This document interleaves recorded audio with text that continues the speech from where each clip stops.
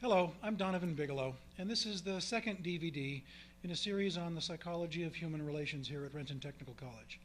This is part two, the self. We talked about introduction to the general idea of human relations and some background, and now I want to talk about exactly how the human mind is made up. What are the components? What is the human mind? How do you become who you are? Sounds like a simple question. It isn't. I want to start where most human relations texts start. I want to start with neuroscience and biology.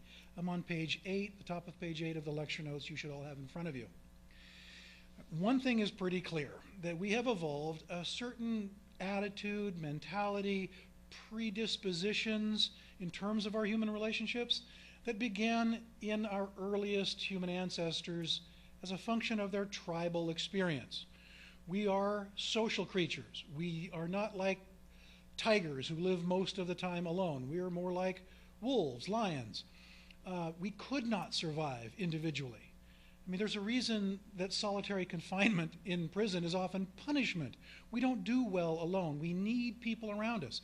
Human relations are tied in literally to our biology. Human relationships are tied into the hard wiring of our brain. We suffer when we're alone. We can only function sanely, comfortably, effectively in groups. The human division of labor in any culture, whether it's a tribe or a nation state like America, depends on the interrelationships between citizens, the division of labor. Some people do things more efficiently than others, and the sum total of that division is an increasingly wealthy population across the board. It is only that working together, doing what we do best, letting others do best what they do, and then combining our efforts that we can survive at all on this planet. I think we have conquered this planet as a species in large part because of our ability to work together effectively.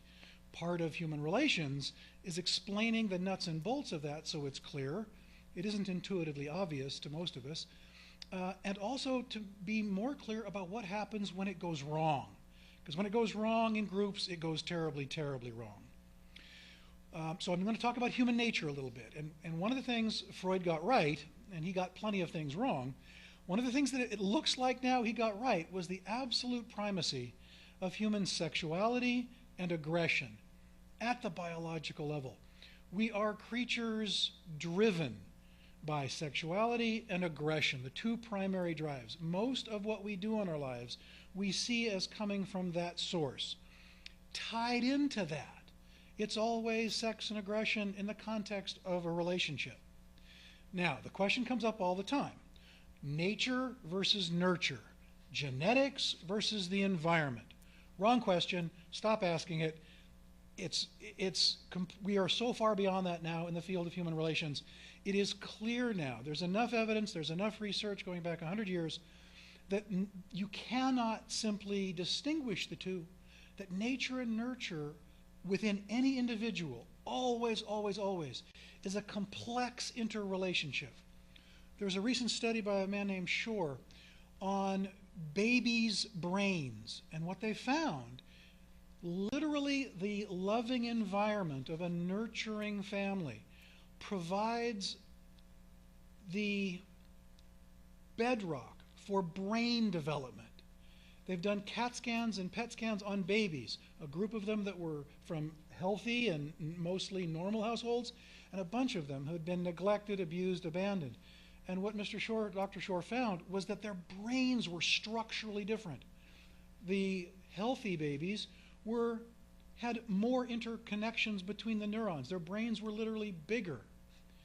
So how do you tell if it's biological when the environment affects the very size, shape, and function of the brain itself?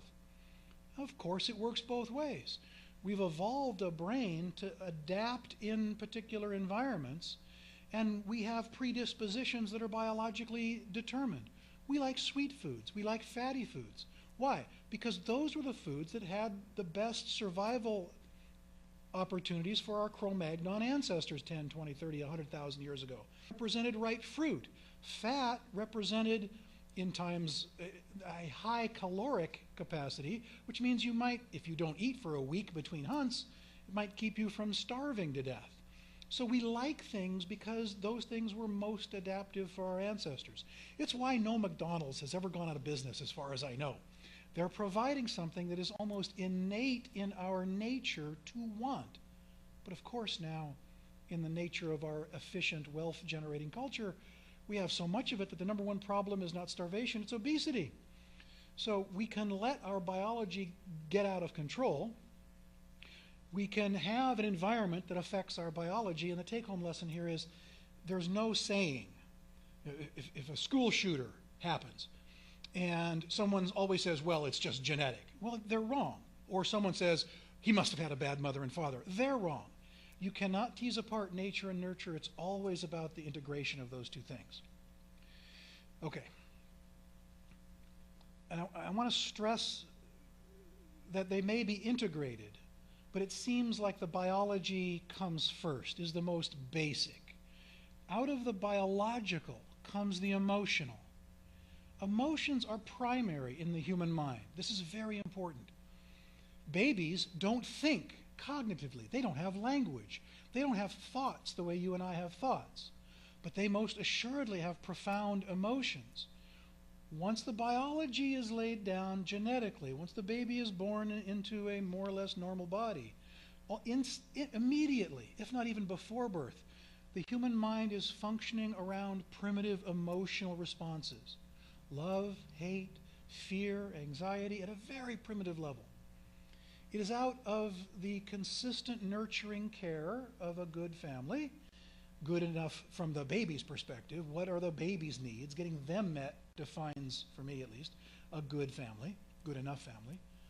It is out of that matrix of maternal care and biological basics that thought slowly develops in the second, third, and fourth years of a child's life. Thought, thinking, reason is a derivative of a stable, consistent emotional life. If you don't think clearly, it's not because you haven't practiced language skills enough. It's because something has gone awry at a more profound emotional level. There's a big controversy now in psychology about the question of learning disabilities. Is there any such thing as learning disabilities? Is that like having the flu?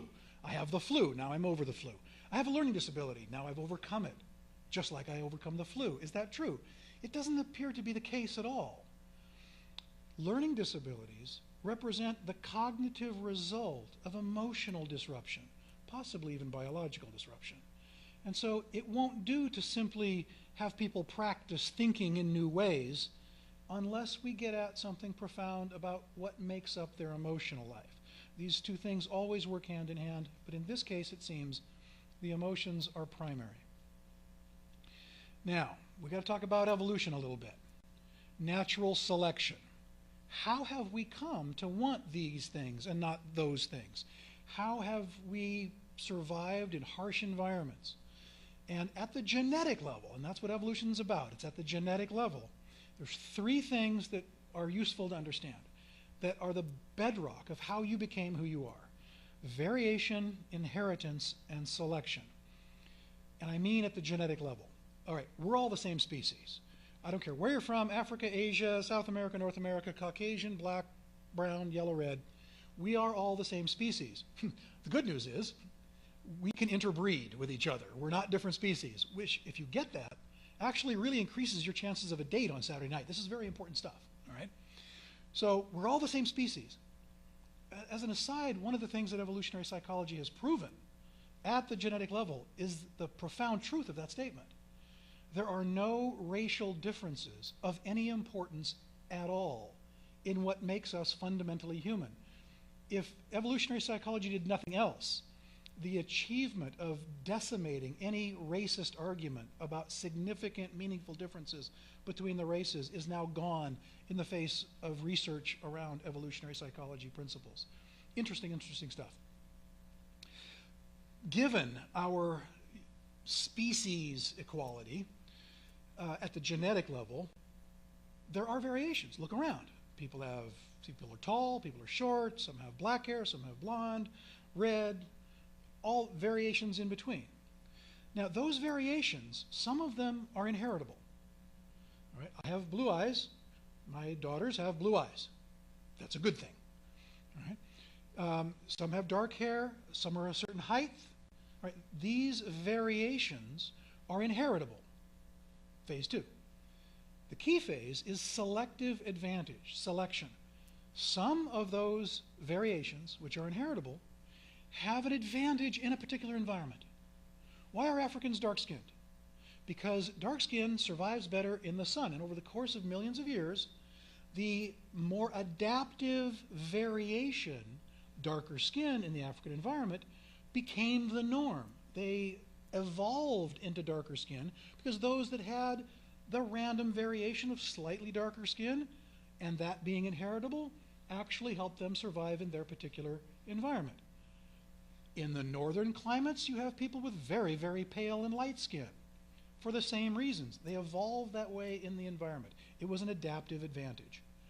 I think one of the examples I use in my psychology class all the time, the Watusi in Africa, a tribe in Kenya, southern Kenya, I think, they're often 7 foot tall. These are very tall people. As a rule, they're well over 6 foot. And if you look at their environment, they're on the plains, the Serengeti plains of Kenya, which means they're surrounded by 5 foot tall lion grass. Now, what's the advantage of being 7 foot tall if there's 5 foot tall lion grass all around you? Why do they call it lion grass? Because there's lions in it, right? And if you're 7 foot tall and can see where the grass is moving towards you in a wave, it's time to leave. Your 5 foot tall buddy standing there, you get to tell him, wait right here, I'll be back. And you're gone. Tallness was an adaptive advantage in the Serengeti Plains, and therefore this particular group who've been there for thousands of years, over the course of geologic time, the ones who were taller survived better. That became the norm in that place. Go several hundred miles, I think, west into the Congo, triple canopy jungle, you've got tribes of pygmies, very short people, under 5 foot tall. In a triple canopy jungle, that's an adaptive advantage. They wouldn't do well on the plains, but a 7 foot tall guy in the jungle wouldn't do very well either. So we have surrounded the planet in all the different environments, and over the course of tens of thousands, hundreds of thousands of years, genetics change very slowly. We are effectively the identical species we were 30, 40, 50,000 years ago. If you took a Cro-Magnon ancestor from 40,000 years ago from the northern plains and shaved him and bathed him and put him in a suit, he wouldn't look any different than I do, is the theory. So we've got that as the bedrock of natural selection, variation, inheritance, and selection.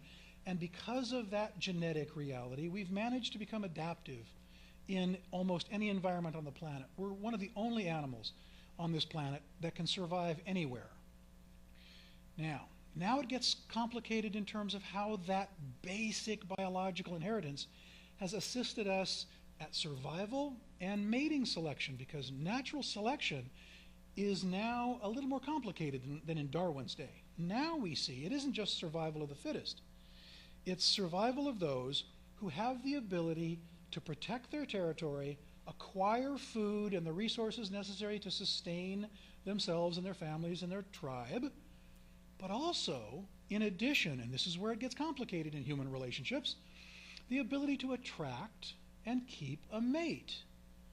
Okay? Why talk about any of this ancient history? What does it have to do with you? And I'm going to suggest everything. We are not running around the plains of Africa, Asia, or Europe in small tribes. We're in school.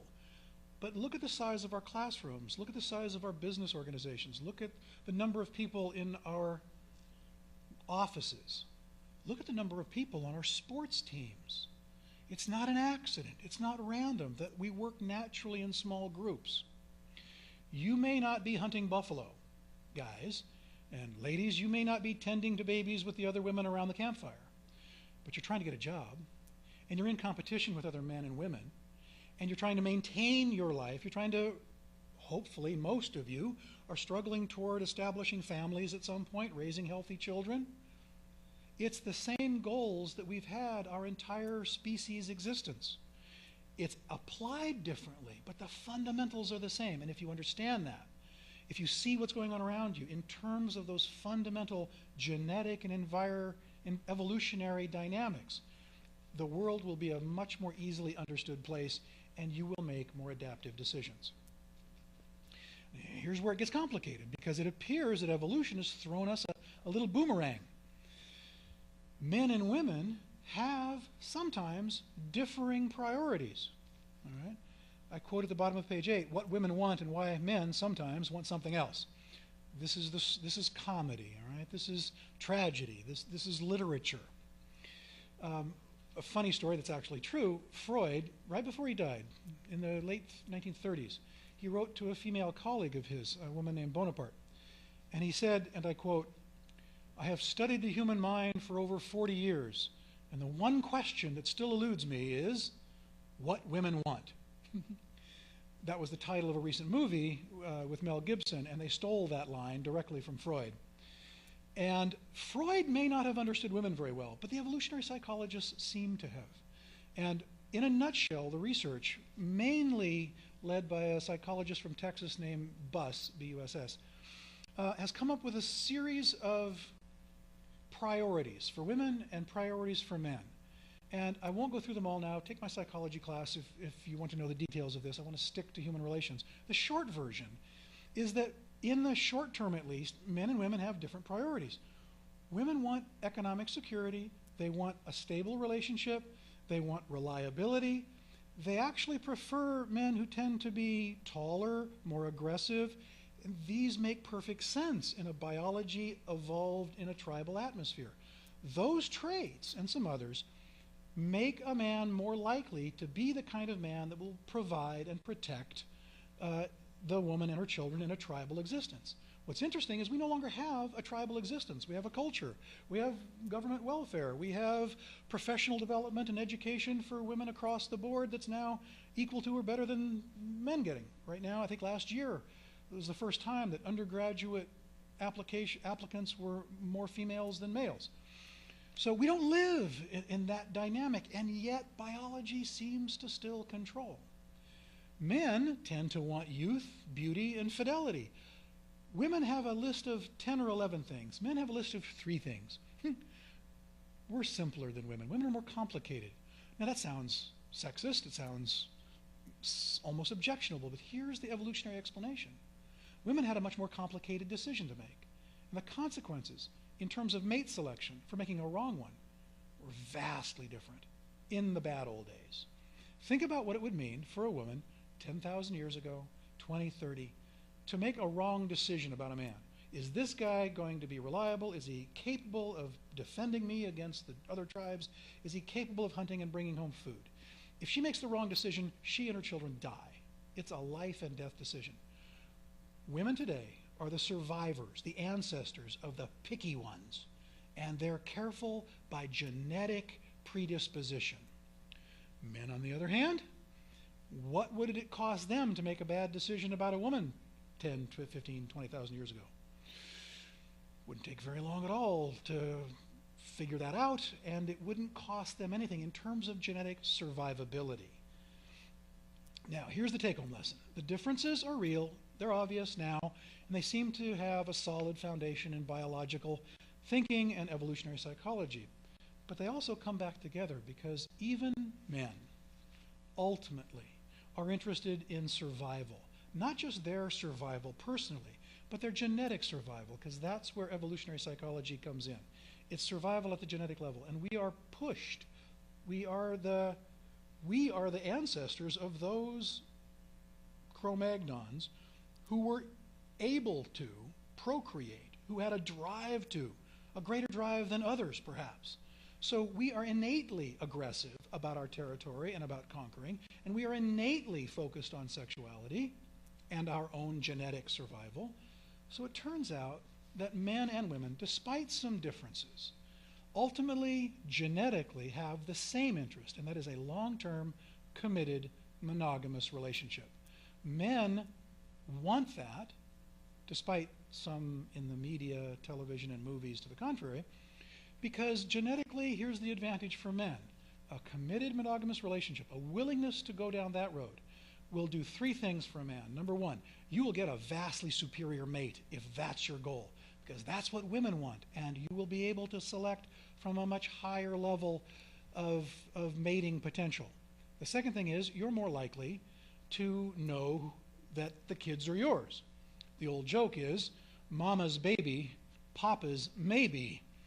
Well, if you're there, you have a much higher chance of being the father of the children you're raising. Because if you're not, you're raising someone else's children and not your own. You are genetically a dead end. That is something we are biologically hardwired to avoid.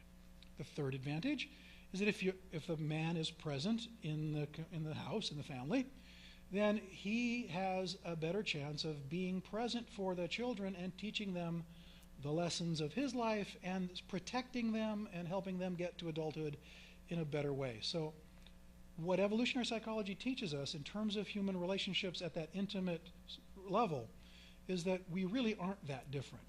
We are, and it causes comedy and tragedy and a lot of very bad movies, but the bottom line is both men and women desire at the biological level the same thing: long-term, committed, monogamous relationships. When it doesn't work that way, then we need to try to figure out why. Now, this is true cross-culturally. The other thing that evolution has shown, at least to my satisfaction, is that cultural differences are not very important. That we all do the same things. We all try to find the best mate we can. We all try to ensure they're loyal to us. We all try to do the best we can to amass financial resources and stability and survive and to raise children in a healthy, appropriate atmosphere that makes for strong, survivable children. And it doesn't matter whether you're in China, Africa, America, or anywhere else. The color of the clothes we wear, the type of headdress we wear, the way we wear our hair, none of that is very important at all, at least in terms of this way of thinking. So what we have are cultural differences, bottom of page 8 of the notes, cultural differences as stylistic, superficial, within a common humanity, where we all basically are pushing in similar directions. Now here's the problem. There's not enough room at the top, and that leads to the conflict we see all around us. People, especially now, I think in the West, just want to get along. They want everybody to live in peace. The downside to evolutionary psychology is it gives the sense, and this is just by observing history and the reality of our current existence, that there really is no peace, that we are innately predisposed toward aggression, territoriality, because there aren't enough resources to let everyone survive genetically. So the competition is inevitable. And here's the take-home lesson for jobs and human relations in the workplace right now. There will never be any getting away from competition. You are right now not only in competition with those around you in your immediate environment, but you are in competition globally. And it's unforgiving, unrelenting, and there's no way around it. It's a harsh lesson to learn. It's unsettling. We don't want to believe it. It runs counter to our value system. And yet the reality appears that that's the case. And I guess the take-home lesson for human relations here is that we have to be grounded in reality. We can't let ideology or wishful thinking or delusions allow us to pretend things aren't real when they are. If you get that, if you understand the dynamic you're in your workplace now, if you understand that the dynamic is intense because it's who we are at a profoundly biological level, and at that level, it's human nature. And it isn't going to be changed by sensitivity training or wishful thinking. All right.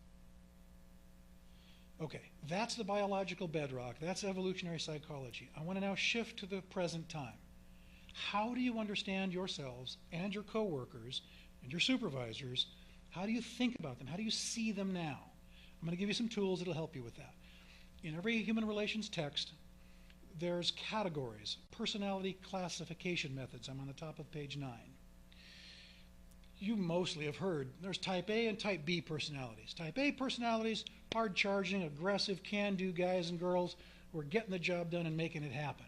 Type B, laid back, easygoing, laissez-faire kind of folks.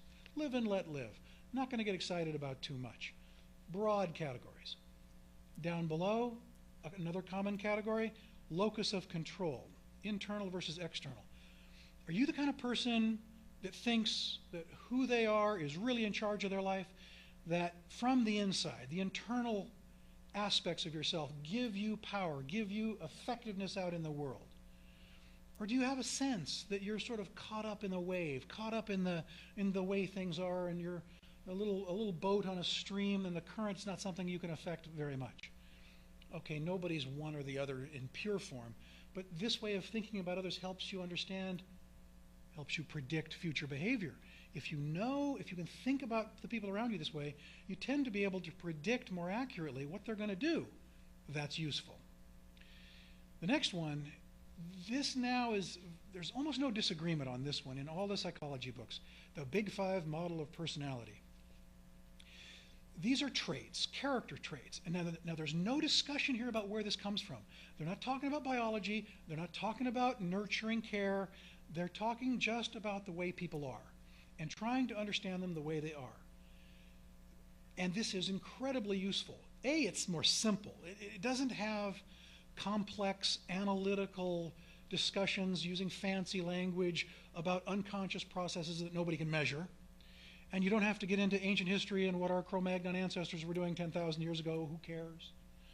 This is about everybody around you right here, right now, trying to understand what they do and how they function. All right. Everybody, according to this way of thinking, can be divvied up on 5 axes. The first one is aggressiveness. Are you aggressive or are you passive? Next one, again, top of page 9, agreeableness. Are you mostly an agreeable, get along sort of person, or are you contrary? Are you contradictory? Do you often run counter to the norm? Adjustment. How flexible are you in terms of adjusting to change? Or are you fairly rigid and stable? Change more difficult? Conscientiousness. Are you thoughtful of other people's experiences, needs, tendencies? Or are you more self-centered? It's more about you rather than others. Openness to experience. This seems similar to me to adjustment, but they put it in a different category. Openness to experience. How curious are you? How open are you when something new happens? Do you get threatened, or do you go, wow, what is that about? How can I make use of that? How interesting is that? Okay. Now, I don't think anybody thinks one is good and one is bad. They're just descriptors. Depending on your atmosphere or your environment, it may be better to be a little passive than overtly aggressive all the time. Be very clear about this. This is not about good versus bad. You want more of this and less of that. They really are complex calculations, and without trying to favor one or the other, because in any given situation, one may actually be superior to the other, and you have to look at where you are in the environment you're in to make that call. The last one is called the Myers-Briggs 16 personality types. Of course, you see these getting more and more complicated. That's what psychologists do. They take a simple idea and make it really ridiculously complicated. I took the Myers-Briggs myself when I was back in the Army as an Army officer, and I thought they were ridiculous, my first thought. I thought, you're not going to tell me who I am by a bunch of answers on 200 seemingly random questions on a true-false, or no, multiple choice test. When I got the results back, I went, wow, right. They laid out my tendencies. And what I came away with was a very powerful experience saying, these folks apparently know something. And these psychological tests can be very useful and informative. I thought they nailed me, frankly. And that was useful information, because then I could see when I was doing something, it was about my particular reaction. I wasn't being honest. It wasn't just the way things are. It was the way I had been trained. It was a unique combination, maybe, of my biology and my environment, and I misunderstood my perception for the truth. And I think some of these tests, some of these ways of thinking will give you an opportunity to ask that question. Am I having a feeling, or is this a fact? Feelings aren't facts. If I'm angry, that doesn't mean you're an idiot, or you've done something bad, or you've hurt me. It may mean I'm having a reaction based on something you did that's really more about me than you. If you can get that, folks, if you can get that little question before you react, and this may be that think before you act part that I talked about last lecture, if you can think about your reaction, if you can think about your thinking or your feeling, what's this about really, and not simply act out aggressively or violently, you will always make better decisions. You may not always get it right, but we're not talking about absolute truth here. We're talking about usefulness, strengthening in the long run. Okay. Middle of page 9, stress management, the importance of a good life. Every human relations text tells you how to live your life. You need to exercise, have proper nutrition, get some relaxation, think positively, and find a superior or at least very thorough support system. Fine, go, do that. Do it now. Not as easy as it sounds. These are good things. Of course these are good things. And recently I was with one of my supervisors. I'm a psychotherapist with a private practice downtown Seattle, as well as being a psychology teacher here. And so most of my examples are coming from my practice of working with actual patients in therapy. And I have a supervisor who sort of works with me to become better at it. And one of the things he said recently that I thought was just astoundingly important, it's critically important for a therapist to have a good life, he says. Because if your life isn't good, then how can you sit with patients with the calmness and serenity, with the ability to think in a way that will help them? And I think, wow, that's true for teachers, it's true for students, it's true for folks looking for a job. And I know everybody's lives are difficult now, I don't think there's any doubt about that. But unless you can establish some of these things in your life, unless you think you deserve some of these things, unless these things are a priority for you, the odds are your emotional context will be so disrupted that it's impossible to be in healthy human relationships on the job site that are effective, that work. You're going to be so stressed out, so full of anxiety, so mistrustful of others, paranoid, difficult, argumentative, drenched in anxiety. Terrible ways to get through your day on the job, not very effective and unlikely to survive very long in a competitive environment. So I'm suggesting, as superficial as these sound like, you need to take some time to think about how and why it is you don't have enough of one of these, or two or three, or most of them. Absolutely critical that you get that, because you cannot bring everything you need to bring to the job site if you've got 15 crises in your life. And if you've got 15 crises in your life, the odds are it's not just an unfair life. The odds are you're bringing something to the table. One of the things I tell my patients, there's no such thing as an innocent victim. Now, that's not true. There's occasionally an innocent victim. I know several who've been assaulted randomly. That happens. But by and large, in your lives, the willingness to accept the possibility that you're bringing something to the table, that your efficacy may make a difference in the things that happen to you, I think is the bedrock of human relations across the board. If you get that, then the rest of this stuff can make some sense. Okay. Bottom of page 9, intelligence, IQ. That means intelligence quotient. It's been batted around for almost 100 years now. It's a measure of intellectual capacity. The mean is 100, and if you're above 100, you're above average. If you're below, you're below average. Now, is that a valid measure of intelligence? And most people in the field now say yes, it does measure academic style intellectual ability. A high IQ is correlated with success in academic endeavors and some success in job endeavors. Smarter people do better. Okay, you don't have to be Freud to figure that out. Here's the difference. Competition for jobs, competition for mates is always local. Fortunately, I don't have to compete with Brad Pitt or Tom Cruise or Barack Obama, thank God. All right? All I have to do is compete with everybody around me. Look around, folks. Here's your competition. Right? I don't have to be the smartest guy on the planet. I just have to be smarter than everybody around me. Can I change how smart I am?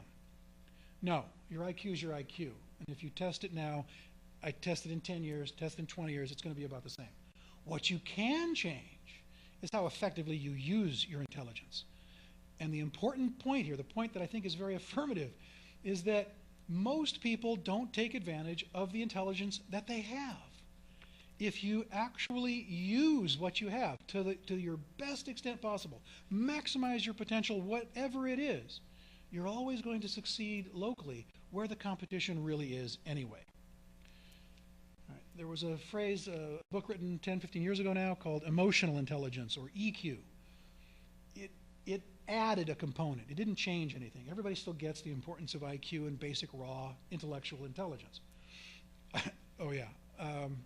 Comedian Ron White, a year or two ago, put out an album called You Can't Fix Stupid. It was funny. It was hilarious, actually. The idea being there isn't much help for someone with an 80 IQ. I mean, at some point, you're drooling on yourself, and there's not a lot that can be done to fix someone who's fundamentally unintelligent in the kind of competitive, logically based world we have in. And that's just sad and it's tragic. But it's a function of, in some ways, a function of our evolutionary biology. We're not equal. We have, in some ways, a hierarchical, biologically based existence. If you look at any society that's ever been on the earth, there's always been the big dog and the one at the back of the pack. And again, that flies against our cultural value system, but it appears to be reality that we have to deal with.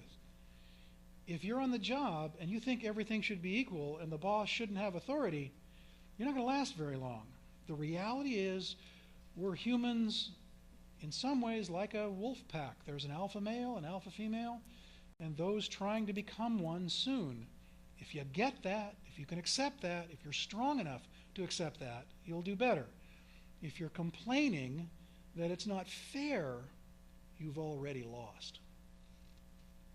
The emotional intelligence adds to that intellectual intelligence by showing the importance of this intuitive emotional awareness.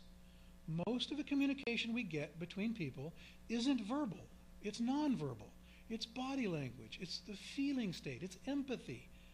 And so to be able to tap into that is a huge part of our effective human relations at every level of our existence. I'm hoping that the material I'm about to give you will allow you to assess where you are on the emotional intelligence quotient. All right, top of page 10 of the notes. Learning. We talk about learning all the time. You're in class, you're listening to a lecture, you're learning things. You're learning things. Are you? How do you learn? What does learning mean? Is there an instinct for learning, a drive for learning? Is it just something you want? Something you might not want and it would be okay? Most of the best thinking suggests that learning is some kind of fundamental instinct that we evolved. Those of our ancestors who had a variation that was inheritable, a slight predisposition toward more what? Curiosity? Ability to take in information, think about it, analyze it. They adapted just a little bit better than the ones that didn't have that. Over the course of time, that becomes the norm in the species. So, it appears that we do have some kind of instinct for learning. Okay, what kind of learning is out there? I divide it up into two parts. Pretty simple. Top of page 10, didactic versus evocative learning. Now, what you're getting now is didactic. I'm teaching you. Teachers stand in front of a class and teach. They give didactic information, learning by memorization, in language, and it's very, very useful stuff, I hope. But there's also something more sort of emotionally connected, evocative knowledge. Have you ever talked to someone about something important, something relational, and they say something, and all of a sudden you get something like, oh yeah, that's true. And it isn't because you thought about it. It isn't because you did a cost-benefit analysis rationally. It's because it evoked some knowing in you that was very deep. It resonated with something in you that you just knew to be true. That's evocative knowledge. That's what we do in psychotherapy. We try to bring more of that to the front.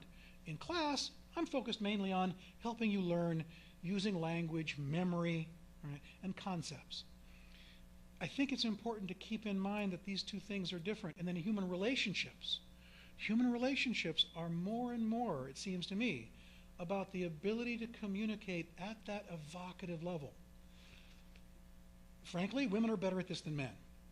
Guys, if you can pay attention to the evocation, okay, why is she angry with you?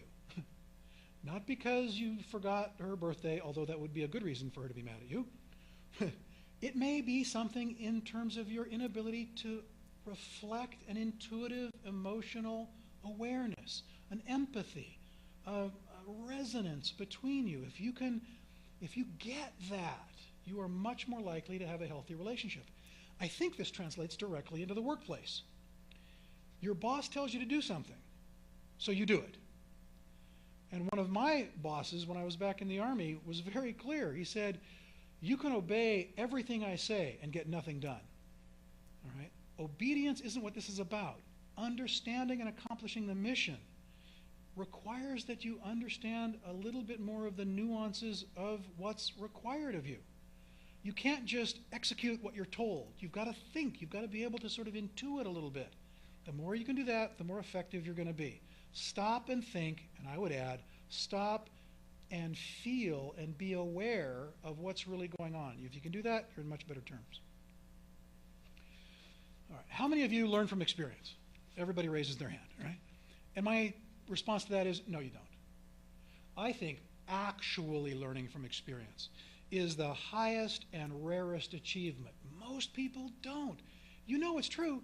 People keep making the same mistakes over and over again. In fact, there's this old saying, it's sort of a joke now, insanity means doing the same thing over and over and each time expecting a different result. Okay? How many people do you know who got into a bad relationship? And it was very, might even have been a domestic violence relationship. It was just not good. And they break up finally. And if they're your friend, you're relieved. What do they do 2 weeks later? They hook up with somebody just exactly like the person they broke up with. We can explain that using psychology, but the take-home lesson for this particular point is that learning from experience requires an understanding of all the things we've been talking about so far. To really get it, and have it make a difference in your life is at the highest level of human achievement, and I think very rare, something to shoot for. And in part, it's rare because of the next couple of things. Perception. Looking is not necessarily seeing, and why is that? All right, most of the HR books bring the next 4 things in. Stereotyping, frame of reference, selective exposure, and interest. These are things that unfocus your ability to see what's right in front of you. Stereotyping. We all know what stereotypes are. You see someone of a different race. You see someone with a particular religious dress on. And you automatically assume certain things about them. And then when they say something that isn't consistent with your stereotype, you don't hear it, you don't see it. That's a problem. Frame of reference. I come from a certain background. That background colors is my frame of reference for how I take information from outside. It skews what I think about. It skews my priorities. It makes it hard for me to actually learn from experiences that are outside my frame of reference. The next problem is selective exposure. If I have a certain frame of reference, I tend not to go outside that. I went to law school at Cornell Law School a long time ago, and most of the student body there were very, very, very liberal. I mean, very liberal. And I was talking to a woman once who said she couldn't understand anyone who was conservative. She didn't know any conservatives. She was from Manhattan. All her friends were liberal. It was completely beyond her. They all seemed crazy to her.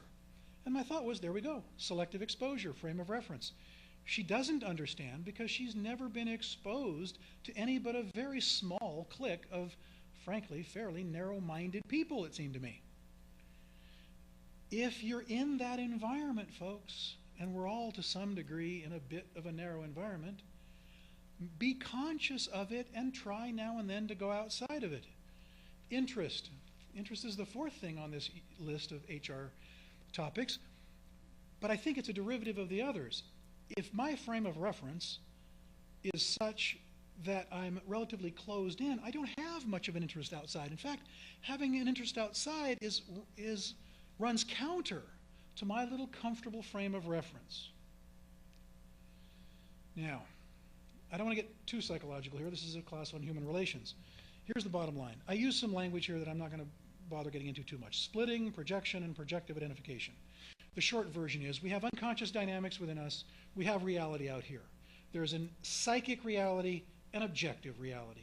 And the truth is, in many cases, the psychic reality is more powerful, more potent in terms of who we are, what we do, and why we think the way that we do than objective reality. It is, what's interesting is the human relations texts come to the same conclusion as the psychoanalytic ones, as the cognitive behaviorist researchers. It's interesting when people from very different perspectives come to the same conclusion. And the conclusion is, if you're not aware of how your psychic reality is put together, you will never be aware when you're making a mistake in perception. If you are, if you get to think before you act, if you can hold that place of not knowing. I don't want to preclude anything right now. I don't want to claim I know stuff I don't know. I want to ask some questions. Is this a feeling? Is it a fact? Is this coming from my history? Is this something about what I'm bringing to the table? Is this a transference dynamic? Is this something that's a repetitive pattern in my life that's causing me to mess the situation up? Or is it really on them? Guess what, folks? It's always both. It's always both. And if you think the other person's the bad guy and you're the poor innocent victim, you're already in trouble. Okay. In terms of the work environment, this results in a couple of dynamics that everybody recognizes as true. Bottom of page 10, resulting in primacy effect and the 4-minute barrier.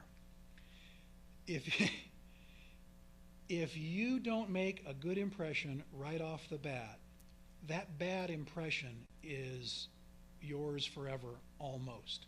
It is very hard to overcome an initial bad impression. We are creatures who focus very intently on our environment. We had to. Those who didn't care much died. We are the ancestors of the ones paying attention. So when a new person comes in the room, we are driven to size them up. Friend or foe, threat or potential coworker, okay? And we make snap judgments very quickly. Why? Because we're silly? No, because it's part of our nature to try to figure out who the enemy is quickly. If we don't do that, we might die. That was the norm for our ancestors. It isn't the norm now, but the dynamic is still there. So here you go, folks. If you know that, then you have to go into your job interview recognizing human nature. Image projection. If image is that important, if you solidify a first impression that is almost indelible in your coworkers, in your immediate supervisors, in the organization you're in, then the first day there, you had better be mindful of that. You don't have to overdo it. You don't have to pretend you're something you're not. In fact, that's always a disaster. But the simple truth is, you need to be aware of these dynamics. Your appearance is critical. And it depends on where you are. If you're not a Hollywood supermodel, then you shouldn't dress like one in the workplace. If you are a mechanic or a nurse, you dress appropriately. And if you want to have your little personal flair, fine. But if it detracts from your apparent professionalism, then you need to figure out why you're hurting yourself by florid displays of fashion or lack thereof. Nonverbal communication. You're going to be telling your supervisors and your coworkers more about yourself by the things you do, your mannerisms, your facial expressions, the tonality of your voice. Vastly more with those things than with the words you speak, and you'd better be aware of your body language. If you're not, you're in trouble. Because you're saying one thing, but you're projecting something else. They're going to pay attention to the projections, not to what you say most of the time. And of course, they're looking at your behavior. It is a disaster if you do something destructive or unhelpful or problematic on the job, and then you try later to explain how good your intentions were. Doesn't work, never works. Be able to recognize that your behavior is going to be perceived by others through their lenses, not yours, and you'd better be able to modify accordingly. All I'm suggesting here is a deeper and more profound sense of self-awareness. This isn't easy to do. Top of page 11 of the notes. Attitudes and expectations. Every HR book has a section on attitudes. One commonly used on this campus is your attitudes is showing. And here's the take-home lesson for that. It's not just the way things are, it's the way you were trained. Top of page 11. I think this is clear now in terms of the research. If your attitude, if you think your basic approach to life, to yourself, to your coworkers, reflects an accurate understanding of objective reality, you're missing the boat, because it can't just be that. You're, as I said before, and it's worth talking about a couple of times, you bring something to the table that will dramatically affect your reception in the workplace. And if you get to ask that question, how was I trained to respond this way? What of my experiences pushed me to respond this way versus that? Was that helpful? If not, how else might I respond? If you can do that, if you can acquire an attitude more of openness and awareness than of closure and decision, you're much more likely to adapt to an environment in a useful way. Okay, attitudes and experiences, differences between workers and management. And I'll say this again, it is clear now that most of the interests between workers and management now overlap. We can't afford to be in hostile conflict with each other. Managers can't afford to lose good employees to their competitors. Employees darn sure can't afford to lose a job that they need right now. So yes, there are some similarities and overlap, I think the majority, and yet there are always going to be differences. Are those differences between management and workers, are they threatening to you? Or do you understand that that's just inevitable, something that you have to deal with? Because if you respond as if those inevitable differences are threatening, you are not going to be part of a productive employment atmosphere for very long. Now, what happens if you get a hostile, abusive manager? Okay, then you're in trouble. I get that. Are there hostile, abusive managers out there? Plenty. I've seen lots of them. I've suffered under a few of them myself. I'm sympathetic. I suspect, though, that many complaints about managers say more about the worker than the manager. And I know this is true from the other end, because I've been a manager as well, and I realize that some of my complaints about workers said much more about me than my poor, hardworking staff. Okay? So it's incumbent on both of us, and now I'm talking to folks who are on their way into the community, the world of work, so that's the focus here. If you can get first that we have an overwhelming overlapping in interest, and that differences of attitude or expectations need not be threatening, you'll be much better off. Change. I'm going to come at this from a couple different directions in a few of the other lectures. Everybody wants to be able to change. Nobody is easily. Change is painful, change is difficult. Change is one of the hardest things there is in any meaningful way. And I don't mean changing your taste in beer or reading material. I mean changing something about how you respond at an emotional level, changing your attitudes and expectations at anything like a meaningful level. Change, and if you get how difficult it is to change, one of my favorite sayings, I don't remember where I heard it years ago, people fear change more than death. And I think in many cases that is literally true. Talk to an alcoholic sometime. They're killing themselves. Talk to a meth addict. I worked with a meth addict, an active meth addict for a while. Didn't last very long. But he was on his way to a short death. And I could explain it to him. I could be rational with him. And it had absolutely no effect whatsoever. So I think change in any fundamental way takes great courage, takes great nobility, is hard to achieve, and frankly can be a goal we can aspire to, perhaps at best. Okay, job satisfaction. Do you like your work? Yes, no, maybe, a little bit sometimes, not at others. All right. What does job satisfaction mean? And here's the list. First of all, the work itself. Is your job fundamentally rewarding? Does it make you feel like you're being creative, like you're accomplishing something meaningful? You get home at the end of your day and said, it was a good day. All right. Or are you a mindless automaton, a robot in a production line sticking widgets in on the left of each machine as it goes by? You may be getting paid well for that. There may be good benefits for that. There may be other advantages for doing that. Which are not small, I get that, but is the work itself meaningful? If you can get into a field that evokes some passion in you, then you're going to be obviously much better off. The pay, that's reality. You got to pay bills, you got to live. Growth and upward mobility. Are you in a job where you're stuck, that this is the only thing you're ever going to do at this company? Or is there a track you can see that might, with a little aggression, a little thinking, a little awareness, a little emotional intuition, and some connection, is there a track, upward mobility? If you can do that, if you see that, then getting done what you have to get done now makes sense. Do you see the job flipping burgers at Burger King as an insult, or do you see it as a way to get some experience on the way up the ladder? All of a sudden, flipping burgers doesn't seem like a bad thing if it's one step on the way up. Supervision and coworkers, all right, what are the quality of the people around you? If they're good people trying hard to do a difficult job, basically on the same team, you can put up with a lot. We're a social animal. If we're together with people, and I use another military example, there's no racism in a foxhole. When I was in Ranger School, I was climbing up a rock cliff with my squad around me, and it was almost vertical, and we had no guy ropes on us at all, no safety ropes, just climbing up this rock hill.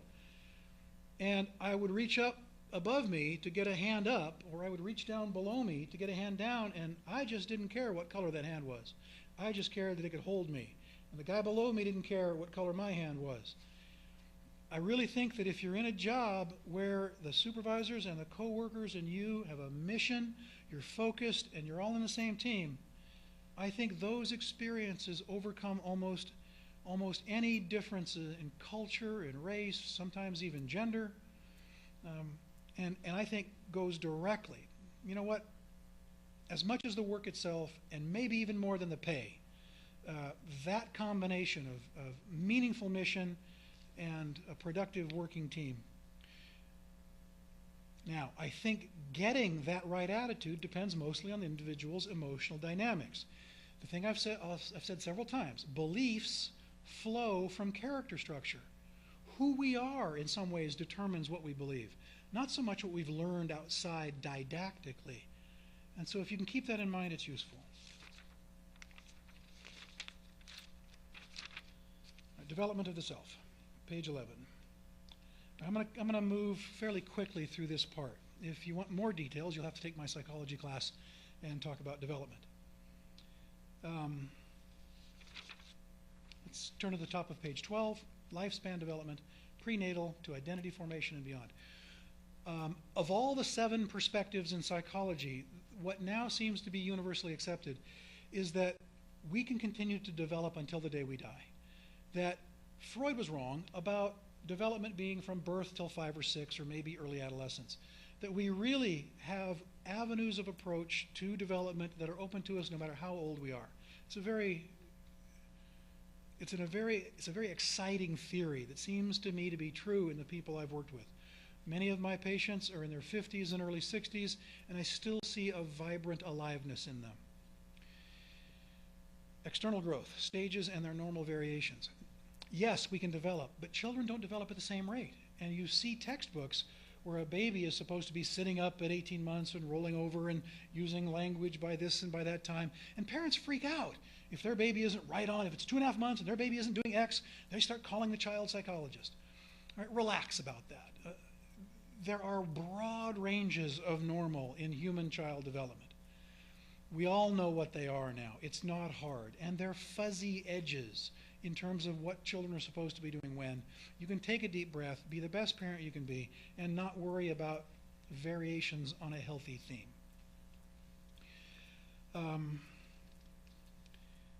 at the bottom of page 12, I want to mention one thing here that's, I think, very important for all of you, especially the younger ones who are either just starting or about to start families. In child development, whatever the stages are, and every psychologist comes up with their own stages. Freud had his, the different stages of child development. There's now probably, I've seen 5 or 6 significantly different ones, but they all say the same thing. We go through stages. Adolescence, the mission for an adolescent is to restructure his or her own identity. The mission for a 20-year-old is the establishment of a professional identity and the identity independently of their previous family, possibly independently within the context of a new family. Parents get to relax a little You don't have to be perfect to get through the developmental stages appropriately. You just have to be, in the words of Donald Winnicott, a great child psychologist, you just have to be good enough. It's still a very high standard. I don't expect it to be easy, but mistakes can happen and be repaired. Okay, quickly moving to page 14, section 5, time and career management. All right. Multitasking. It's not how we evolved. We need to focus. Efficiency and effectiveness requires dealing with missions right in front of us now. People who get scattered between missions often become ineffective. Career stages. Like the stages of development, your career stage will vary. You need to know where you are and where you're going. There's elements here of a plan. If you go through these 5 steps, self-assessment, career preferences, and the rest, you will be able to track a career in a way that's more useful than if you just wing it. And the same holds true for that second part, and then getting a job. The program you're in and the field you're in will determine how you respond, how you write your resume, how you prepare and research, the kinds of letters of recommendation, and the rest. My advice is this all assumes a wholeness and rationality, a strength of will which you can achieve if you put your mind to it. If you recognize the profound importance of biology and emotional reality, added to that the achievement of thinking and cognitive functioning, you'll do much better. We'll now move to part 3, the self in relationship.